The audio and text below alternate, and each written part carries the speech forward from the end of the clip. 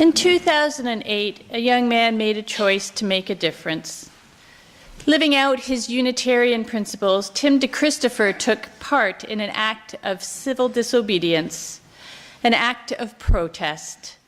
And Tim's act of protest shone a light on how the American government was allowing private companies to use public land for profit. It was an act of protest about the way land was being destroyed simply to extract oil. Tim, raised by liberal, non-religious parents, had converted to Christianity as a teenager.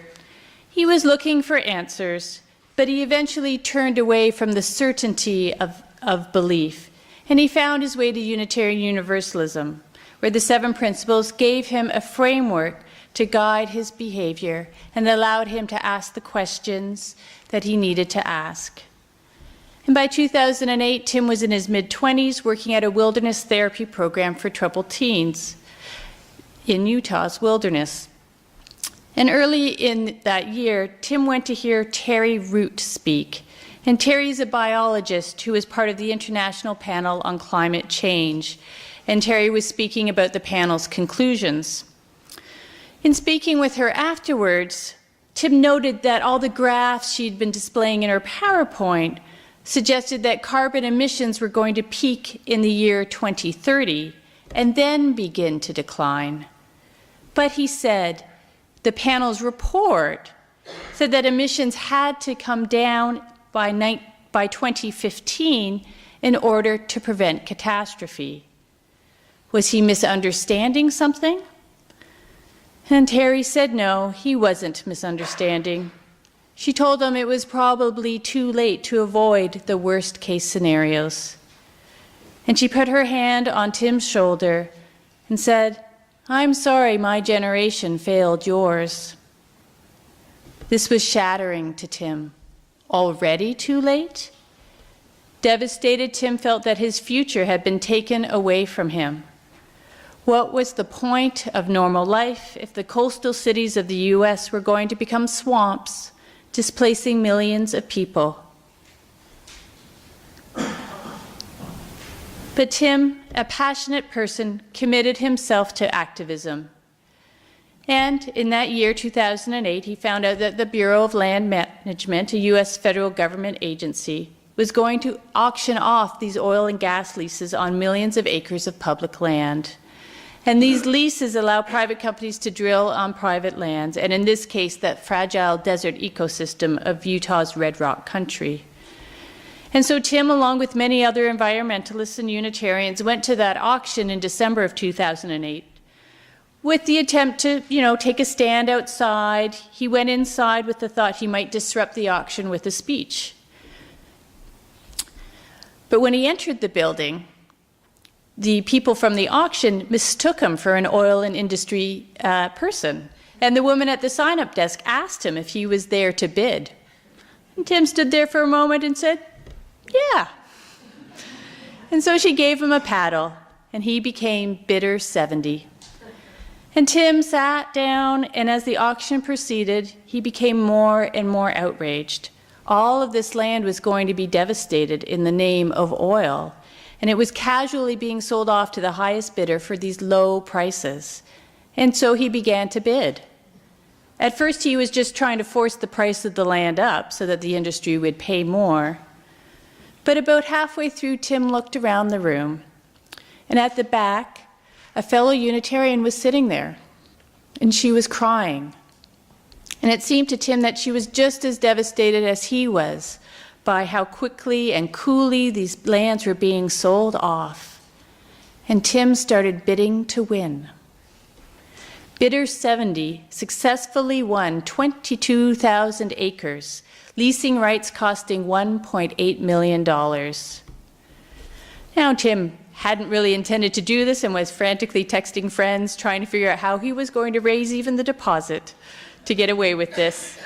But eventually, officials realized he was not an oil and industry person, and he was pulled aside and the auction was shut down. Now, months later, as the Obama administration came in, the auction process itself was reviewed, And the government deemed that the leases all sold on that day were illegal and were thus canceled. And that land remains under federal protection, has not been open to drilling to this day. Despite the illegality of the auction, Tim was prosecuted for his actions, and he was charged with 2 felonies that violating the Federal Onshore Oil and Gas Leasing Reform Act by scheming to disrupt the auction and for making false statements. And it took a couple of years for between his arrest and the trial. But for Tim, he found that that time was not sort of stressful and anxiety-producing, but actually liberating. He had found something, climate justice, worth fighting for. He didn't feel he was sacrificing his freedom or becoming a martyr. He felt that he had found his freedom. He was no longer just a helpless consumer, but an empowered citizen, someone who could act to shape the course of his life, someone with the power to change a situation he felt untenable. And at a climate action rally at this time, Tim said, "Edward Abbey used to say, 'Sentiment without action is the ruin of the soul.' I would take that a little further and say that principled action is the salvation of the soul. I may have to go to prison, but every day since that auction, I walk a little taller and I feel a little more free." And Tim did go to prison. He was found guilty and sentenced to 2 years and was released in 2013. And throughout his high-profile trial and subsequent incarceration, Tim was supported by hundreds and thousands of people. And one friend noted, "When you take a courageous action that is based in the heart, like Tim did, you will have people stand with you and beside you and follow in your footprints." To this day, Tim is a climate justice activist, and he's now studying for Unitarian ministry in Boston at Harvard. I'm going to invite us to pause for a period of quiet contemplation. And we're going to take an extended period of about 3 minutes of silence. So I invite you to take a deep breath and settle comfortably into your seats.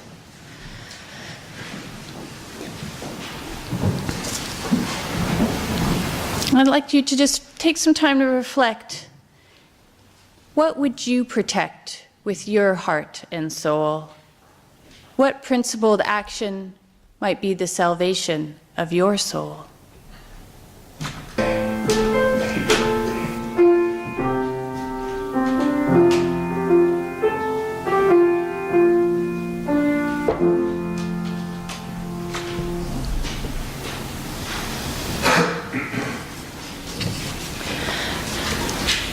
The Earth's climate is changing.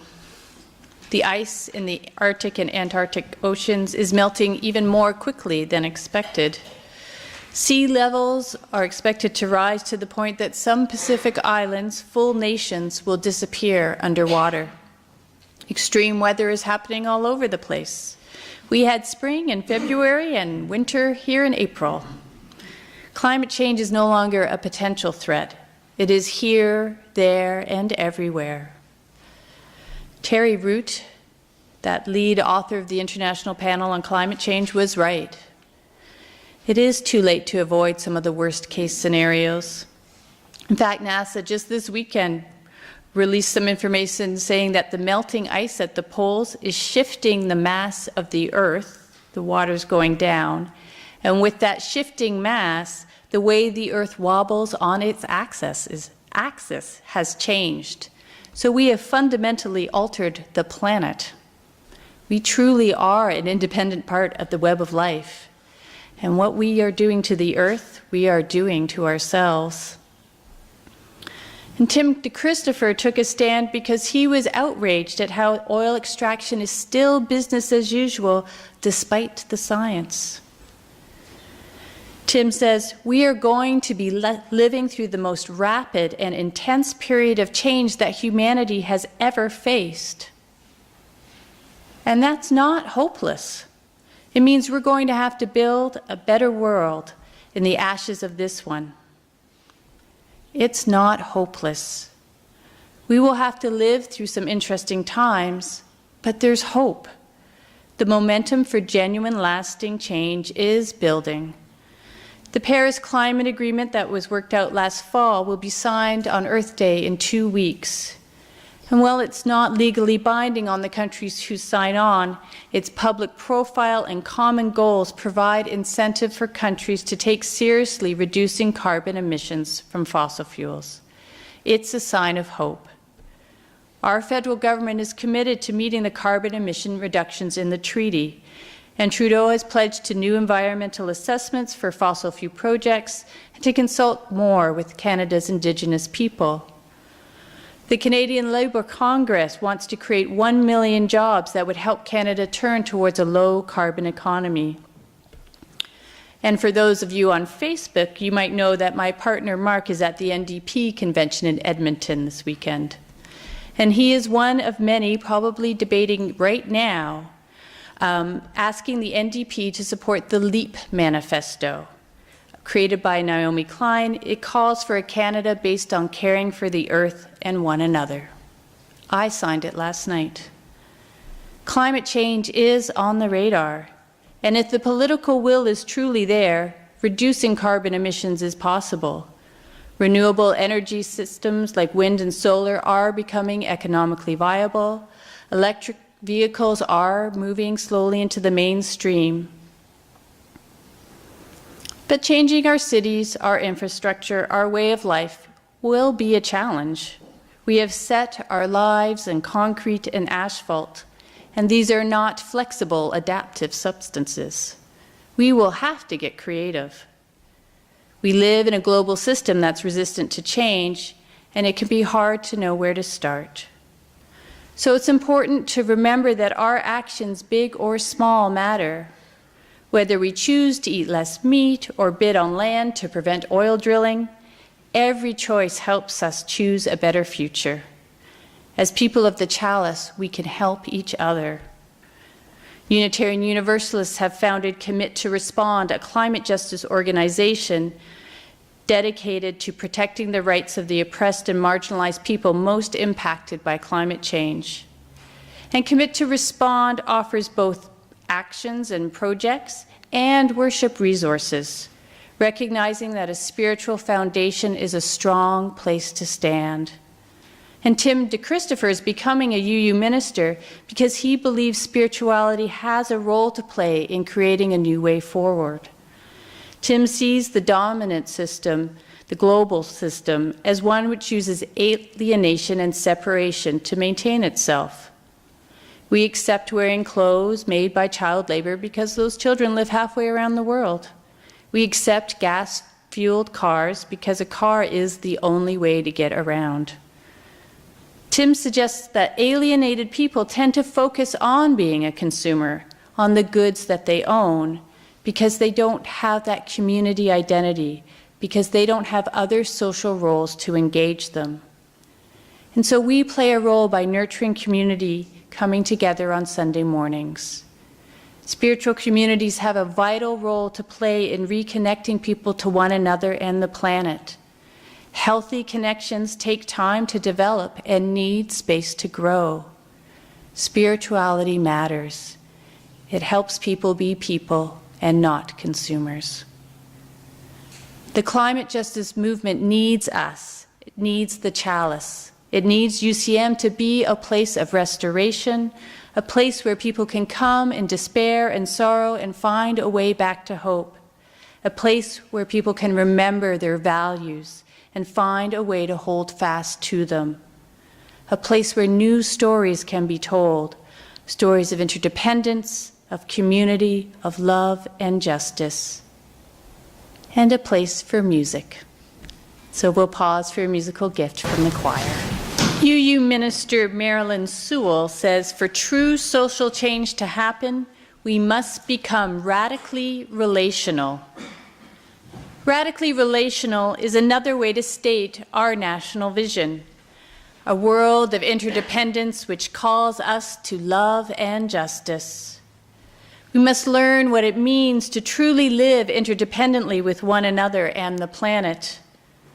Knowing that we are all connected in the web of life encourages us to take responsibility. We can't pretend our actions don't have consequences for others. We are all in this together. We can choose competition or cooperation. We can choose scarcity or abundance. We can choose kindness or cruelty. As you use, it's time to embrace our power, to claim our power to create change.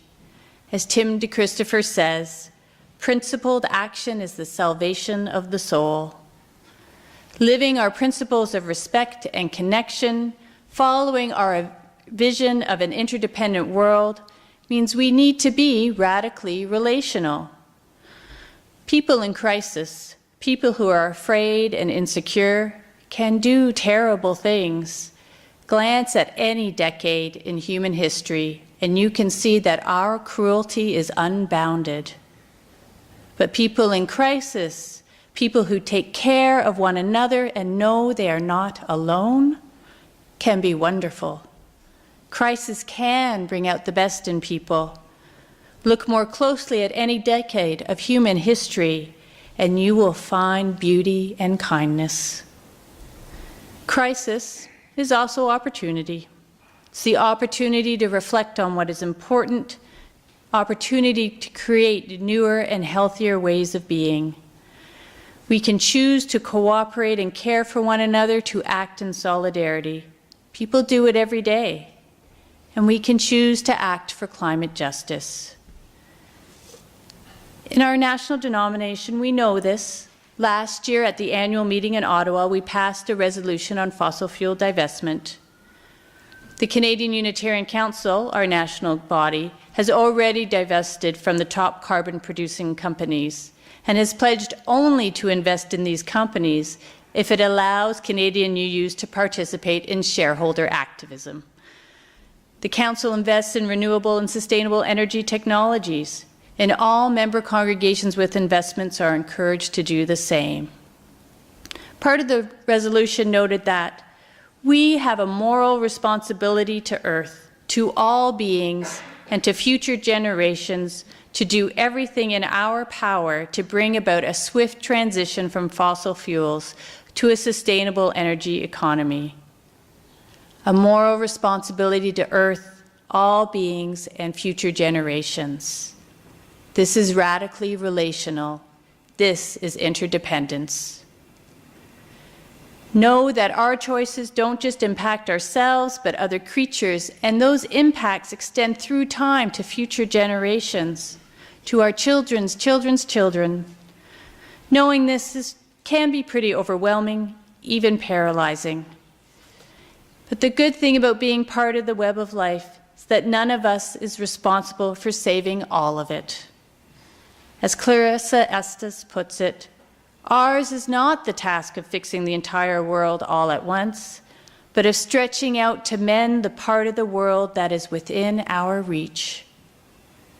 What can you do to mend the world within your reach? What can you do to help shift the world to healthy interdependence? What can you do to help the chalice flame blaze brightly for compassion? What can we do?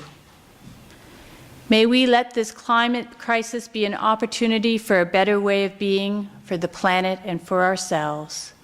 May we stretch out our hands to mend the world. So say we all.